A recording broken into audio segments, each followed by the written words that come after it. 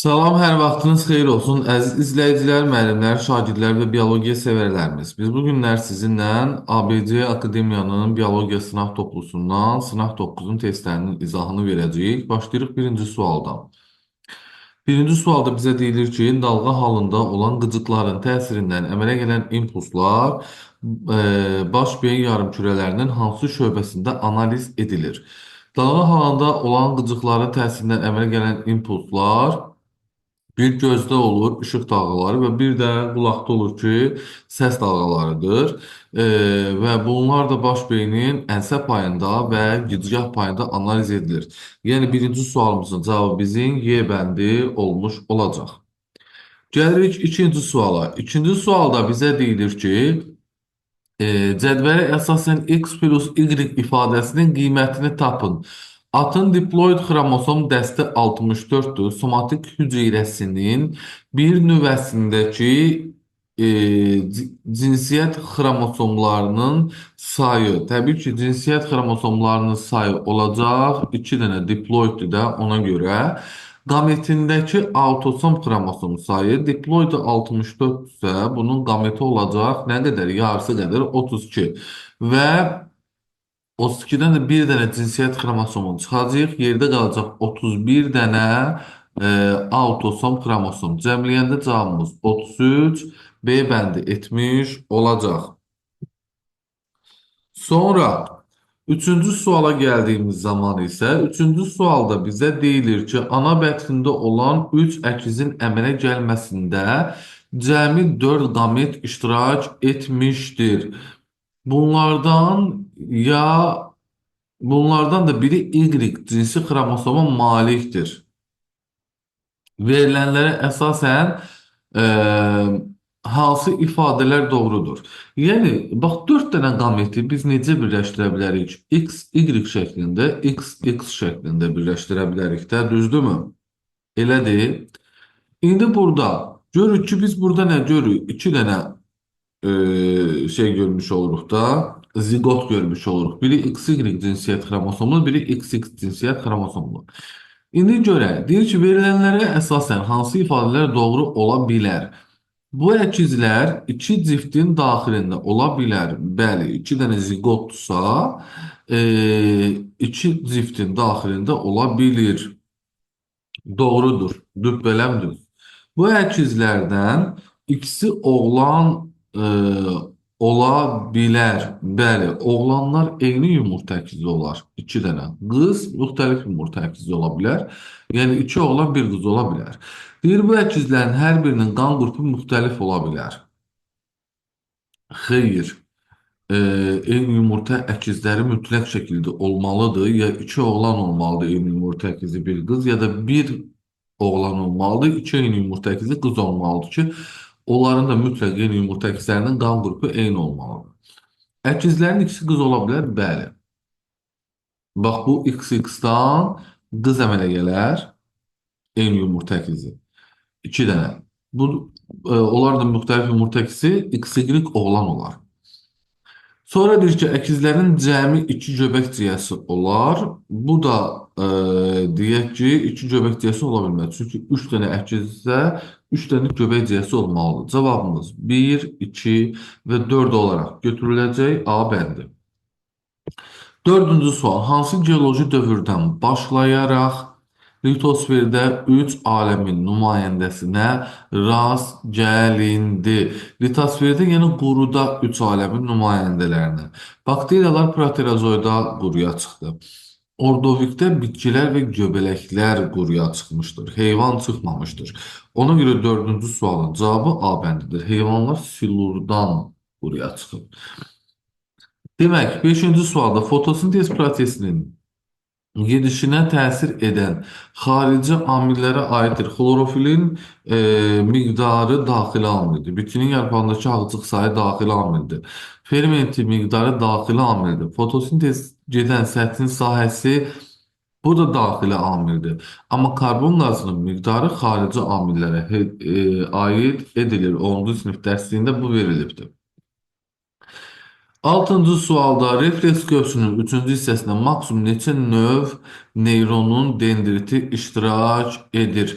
Refleks köprüsünün üçüncü hissəsində maksimum demək 2 növ neyronun dendriti iştirak edə bilər. Üçüncü hissə mərkəzdir. Mərkəzdə mürəkkəb refleks qövsündə uzaq başı ə, ara neyronun dendriti ola bilər və hərəkli neyronun dendriti ola bilər. Hissi neyronun dendriti mərkəzdən kənarda idi. Ona görə cavabımız B bəndi olaraq götürüləcək. 7-ci sual. Zülal molekulunun transliyasiyası zamanı ayrılan su molekulunun sayı 60 veribdir bizə. Hemen n çıxılsın 1 bərabərdir 60-dırsa, n də bərabərdir 61 dənə amin turşudur. Düzdür? Bu züralı kodlaşdıran hissənin transkripsiyasında neçə qram su ayrıldığını hesablayın.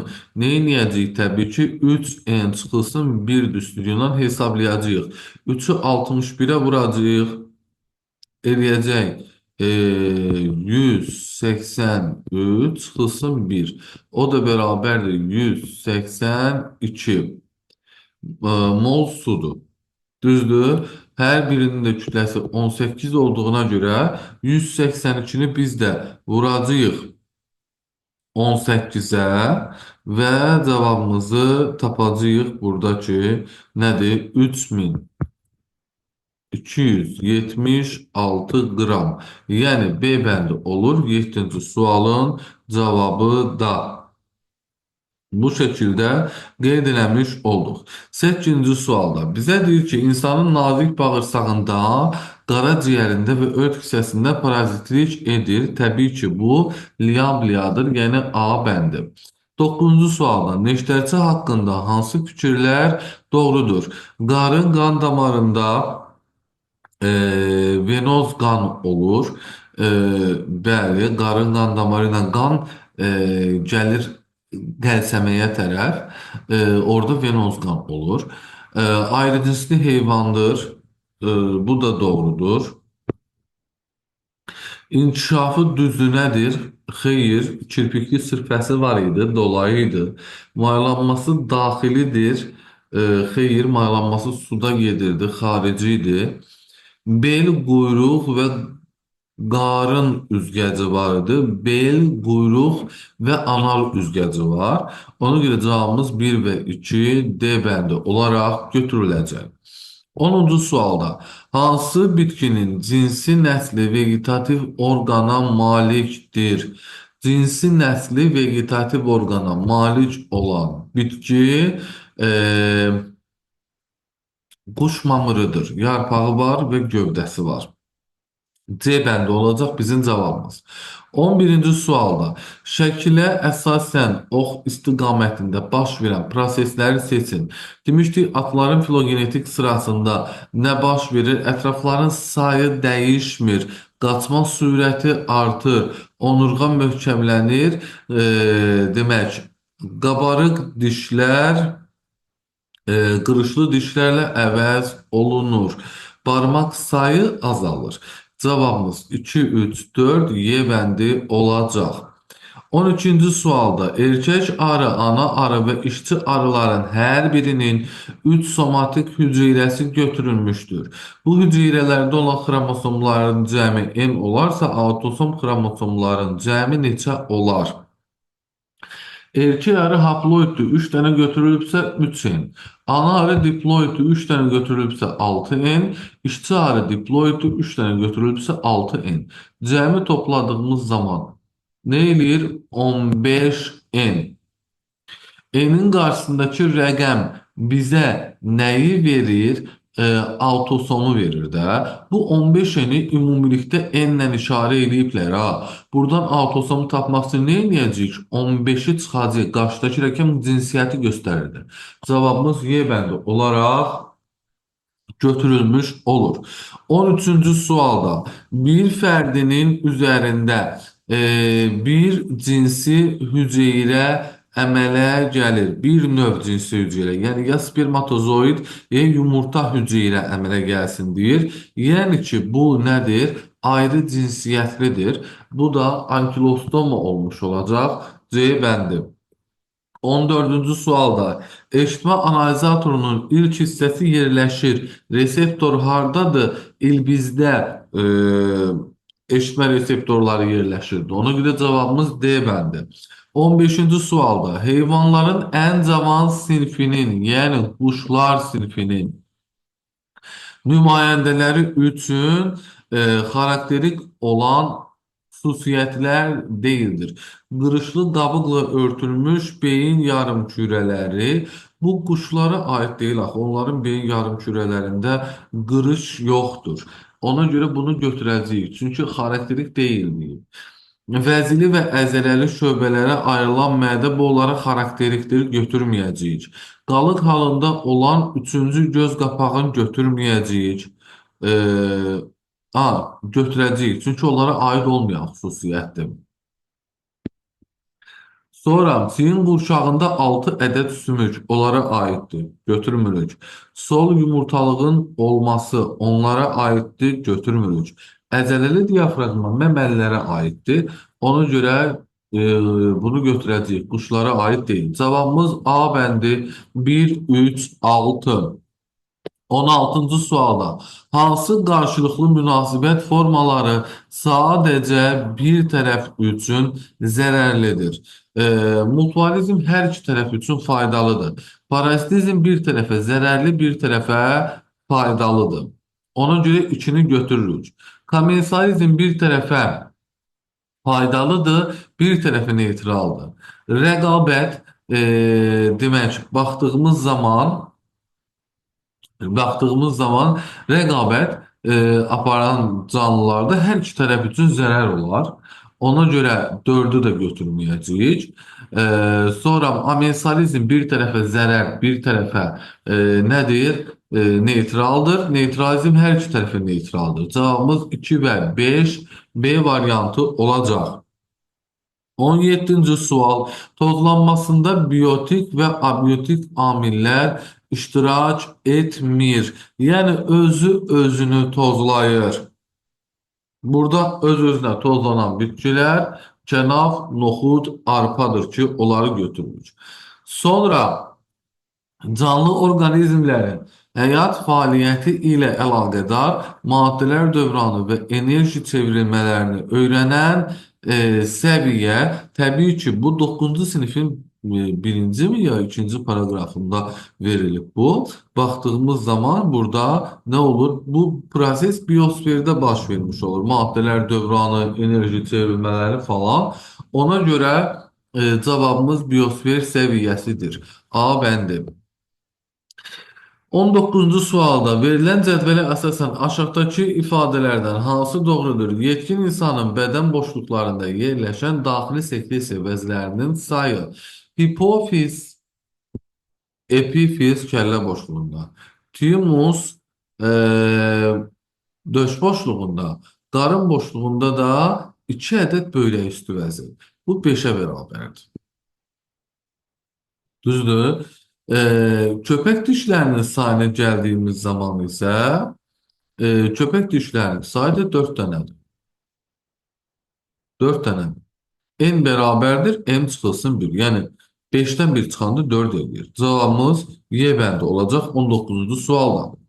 20-ci sualda Miçurin nöqtə-nöqtə bitki olaraq Çitayka nöqtə-nöqtə bitki olaraq sarı belfler nöqtə-nöqtə istifadə edərək sortunu belfler Çitayka alma sortunu almışdır. Nöqtələrin uyğun yeri açar sözləri. Açar sözləri yazmalıyıq da. Düzdürmü burada? İndi gəlin baxaq. Miçurin ata bitki olaraq Çitaykadan istifadə eləmişdi. Ana bitki olaraq sarı belflerdən istifadə etmişdir.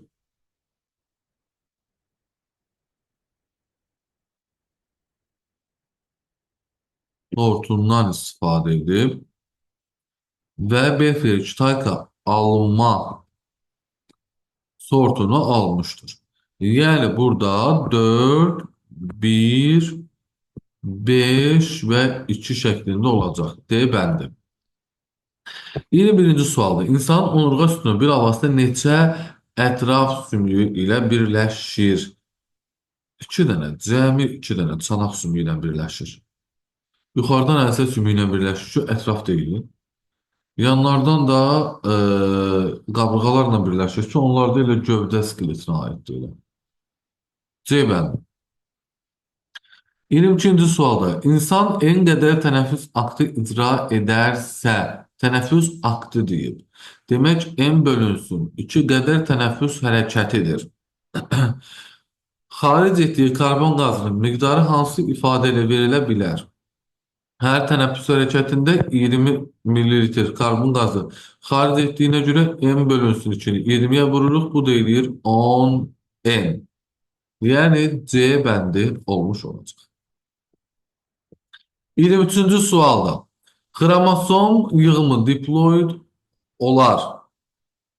Tetraploid bitkinin toxum qabığı hüceyrəsi 4 n. Tetraploid bitkinin dişi qameti 2 indi. Diploid bitkinin zigotu 2 indi. Tetraploid bitkinin mərkəzi hüceyrəsi 4 indi. Diploid bitkinin endosperm hüceyrəsi 3 indi. Cavabımız 2, 3, A bəndi. 24-cü sualda alligator, Qafqaz xaçıcası, çil, salamandra, göyərçin verilən canlıların ürəklərində olan qan növlərinin sayı arasında münasibət necədir? Alligatorda 3 dənədir. Qafqaz xasırcası qurbağa da 3 dənədir. Çil salamandra suda burada yaşayanlara aid onda da 3 dənədir. Və göyərçində 2 dənədir. Böyükdür C. Bərabər, bərabər, böyükdür C.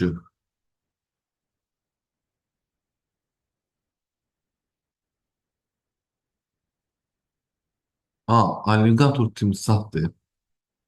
Diqqət eləmədim. Dəqiqə.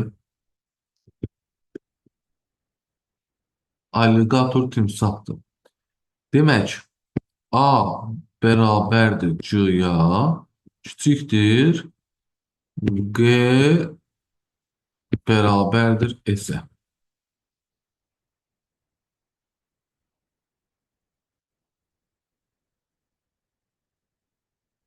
Aha, cavabımız Y bəndi olacaq.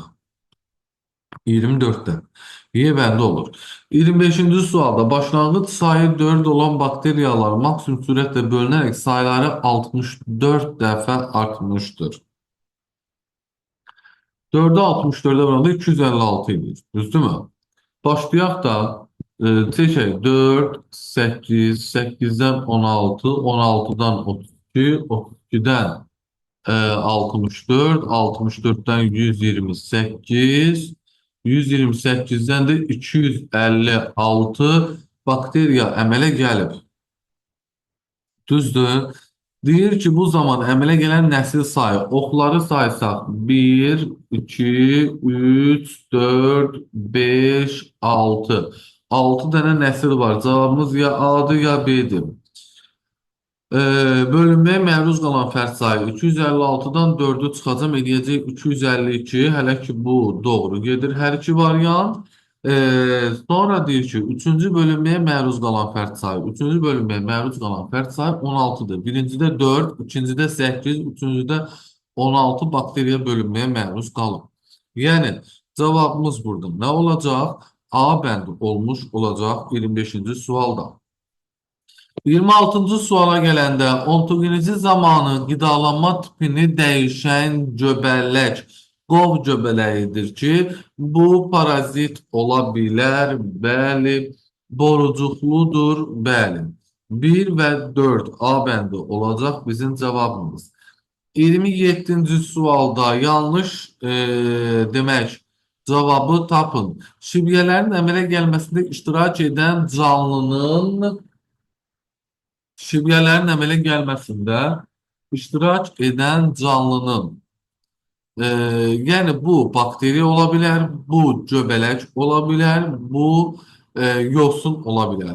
Xromatoforu ola bilər, bəli, ola bilər də, yosundursa xromatoforu olacaq. Hüceyrəsində xlorofil olmaya bilər, bəli, göbələksə olmaya bilər. Hüceyrəsinin xarici qılafı glikokalix ola bilər. Xeyr, bu heyvanlarda olurdu. Xarici qılaf glikokalix. Yosunda da, bakteriyada da, nə bilim, göbələkdə də mütləq şəkildə nə olmalı idi? Hüceyrə divarı olmalı idi, yəni. Cavabımız C bəndidir elə bizim burada. Hüceyrəsi prokaryot ola bilər, bakteriya hüceyrəsi prokaryotdur. Toxuması olmaya bilər. Bəli, olmaya bilər də. Və məsəl üçün, yosunda, bakteriyada, göbələkdə heç birində toxuma yoxdur onsuzda. Bu doğrudur.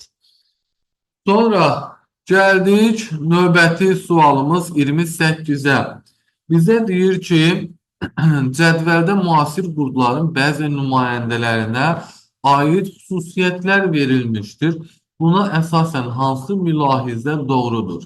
X-in bədən boşluğu var, qan damar sistemi var, anal dəliyi var, həlqəvi əzələsi var. Bu deyək ki, məsəl üçün olsun soxulcan, həlqəvi qurdlar yəni. İqlidə bir bədən boşluğu var, anal dəliyi var. Amma qan damarına həlqəvi əzələsi yoxdur. Bu asqarid olsun deyək ki. Bu olsun asqarid. Z'də də desin ki, bədən boşluğu yoxdur, qan damar sistemi yoxdur, anal dəliyi yoxdur, həlqəvi əzələsi yoxdur. Ha, həlqəvi əzələsi var. Bu da olsun, deyək ki, axplanari. Yəni yastı qurdlarda. Yastı qurdlar. İndi baxaq. Deyir ki, X ifrazat sisteminə malik canlı ola bilməz. Niyə ki? Ola bilər. Ola bilər. Doğru bir fikir deyil.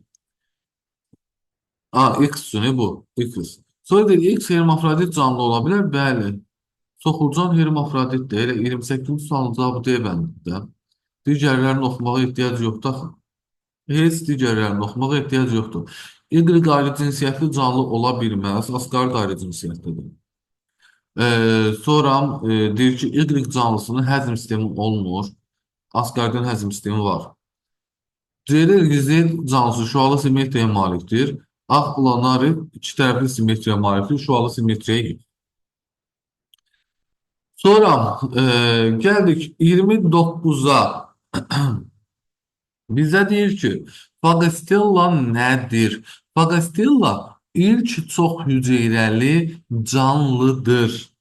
İlk çox hüceyrəli canlıdır. Cavabımız yəni burada B bəndi olmuş olacaq. 30-cu sualda cədvələ əsasən X, Y və Z bitkilərinin zoğlarının verilmiş hissəsindəki buğumların minimum sayının cəmini tapın. Növbəli düzülüşdə 8 dənə yarpaq varsa, buğumların minimum sayı olacaq 4 dənə buğum olacaq. Növbəli düzülüşdə 8 dənə buğum olacaq. 8 buğum. Ola bilər xışıltı səsi var. Bax, çöldə dəhşət bir yağış yağır. Onun səbəbindən səsdə xışıltı ola bilər. Demək, yarpaq sayı 8 dənəsə növbəli düzülüşdə 8 dənə də buğum olacaq. Sonra topal düzlükdə 6 dənə yarpaq varsa minimum 6 yarpaq bir buğumda yerləşməlidir və 2 dənə, 1 dənə buğum burada olmalıdır. Qarşı-qarşıya düzülüşdə 12 yarpaq varsa 12-ni 2-yə böləcəyik. Cavabımız 6 dənə nə olacaq? Buğum olmuş olacaq. Bunları da cəmlədiyimiz zaman cavabımız 15, yəni B bəndi eləyəcək. Topal düzülüşdə minimum 3 yarpaq var da. Ona görə də bizdən maksimum buğum desəydi minimum 3 yarpaq götürəcəyik. Minimum buğum deyəndə biz nə etməliyik? Nə qədər yarpaq varsa onu bir buğuma yerləşdirməliyik. 31-ci sual. Deyir ki, erkək qıcının sporu mitoz bölünmədən əmələ gəlir, xeyr, meyoz bölünmədən əmələ gəlir. Çox hüceyrəlidir, xeyr, bir hüceyrədən ibarətdir. Sonra cinsi nəslə başlanğıc verir, protalı əmələ gətirir. Bəli, doğrudur, cinsi nəslə başlanğıc verəcək. Cinsi çoxalmadan əmələ gəlib? Xeyr, cinsi çoxalmadan falan əmələ gəlmir. Yəni qeyri-cinsi nəsildən yaranıb bu. E, Diploid xromosom dəstinə malikdir. Meyozla yarandığına görə haploid idi. Yəni cavabımız C və 32-ci sualda verilən canlıların neçəsində döş sümüyü gövdə skeletinə aiddir? Döş sümüyü gövdə skeletinə aid olan bir timsahı bilirik burada, bir də göyərçini bilirik burada. İlanlarda döş sümüyü yoxdur, balıqda döş sümüyü yoxdur, qurbağada da ətraf skeletinə aiddir. Cavabımız 2 dənə, yəni B bəndi olacaq. Sonra davam edirik 33-cü sualla. Cədvələ əsasən x plus y ifadəsinin qiymətini tapın. Əqrəb verib, hörümçək verib. Bir fərdində olan traxeya sayı əqrəbdə 8 dənə, hörümçəkdə isə 2 dənədir. Cəmlədiyimiz zaman cavabımız C bəndi olacaq. 34-cü sualda verilmiş qida zəncirində aslanın bədəninin qurulmasına en kilojol enerji sərf olunmuşdur.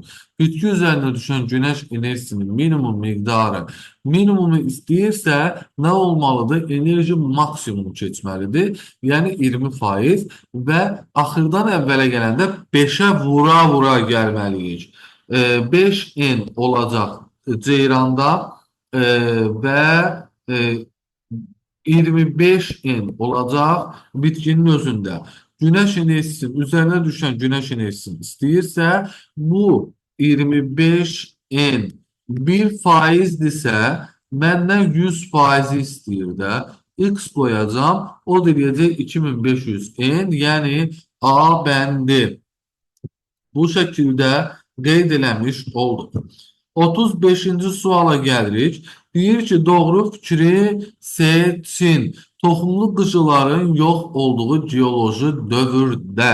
Yəni ki, Trias dövründə Arxeopteryx Yurada meydana çıxıb. Əsl quş təbaşirdə formalaşıb. Əzələli diafraqma əmələ gəlib ilk məməlidə. Bəli, cavabımız C bəndi. Plasenta təbaşirdir, dişlər ixtisaslaşıb Perm dövründə. Davam edirik. Nə veribdi bizdə? Baxırıq ki, hərəkət veribdi, seçmə veribdi şəkildə. Ona aid olmayan, xas olmayan xüsusiyyət deməli. Darwin seçməsidir. Bəli, homozigotların xeyrinə seçmədir. Xeyr də, bu heterozigotların xeyrinə olan seçmədir. Cavabımız B bəndi olur 36-da. 37-də erkəkləri eyni cinsi xromosoma malik qamet əmələ gətirən heyvanın bağırsaq hüceyrəsində olan autosom xromosom sayı N-dir. Bu canlının dişi fərdinin bədən hüceyrəsində xromosom müxtəlifliyi nəyə bərabərdir? Təbii ki, autosomu böləcəyik yarıya. Çünki dişi fərdi olacaq XY-də, cinsiyyət xromosu kimi. Autosomu böləcəyik yarıya, autosomun müxtəlifliyini tapacağıq. Zaten bunlarda cinsiyyət xromosomunda ayrı-ayrı. Bir dənə X xromosom var, bir dənə Y xromosom var. Onu gələcək üzərinə. Cavabımız eləyəcək N bölünsün 2, üstə gəlinsin 2. Bu şəkildə qeyd eləmiş olduq. Sonra 38-ci suala gəldiyimiz zaman deyir X, Y, Z ilə müvafiq olaraq kökün hansı nömrəli verilib. X gövdədən başlanğıc götürüb əlavədir. Y yan köklərdir. Z isə əsas kökdür. Əlavə yan əsas C bəndi olacaq bizim cavabımız. 39-cu sualda şəkildə ürəyinin quruluşu verilən sinfin nədir bu? Sol mədəcikdən nə çıxır? Sağ aorta qövsü çıxmış olur. Nümayəndələr üçün hansı mülahizəni söyləmək olar? Bütün fəqərələri hərəkətsizdir, onlarda düzgün sümüyü olur. Fəqərəsi yox. İlk dəfə xarici qulaq bu sinifdə əmələ gəlibdir. Xeyr, məməllərdən əmələ. Tük örtüyü yox, lələk örtüyü sıx deyə bilərdi. Əzələli diafraqmaya malikdir. Xeyr, arteriyalarda iki növ qan daşınır, bəli, venoz və arterial qan daşına bilir. Yəni cavabımız Y bəndi. 40-cı sualda diploid hüceyrəsində 4 xromosomu olan bir canlıya aid mərhələlərdən hansı mitoz bölünmə zamanı baş verməz? Təbii ki, burada nə baş verməlidir? İki xromatidli tam xromosomlar mitozda qütbə çəkilməz. Ona görə cavabımız A bəndi olmuş olacaq. Belə əzizlərim, bu dəfəki test izahımızdan bu qədər. Sağ olun, hələlik.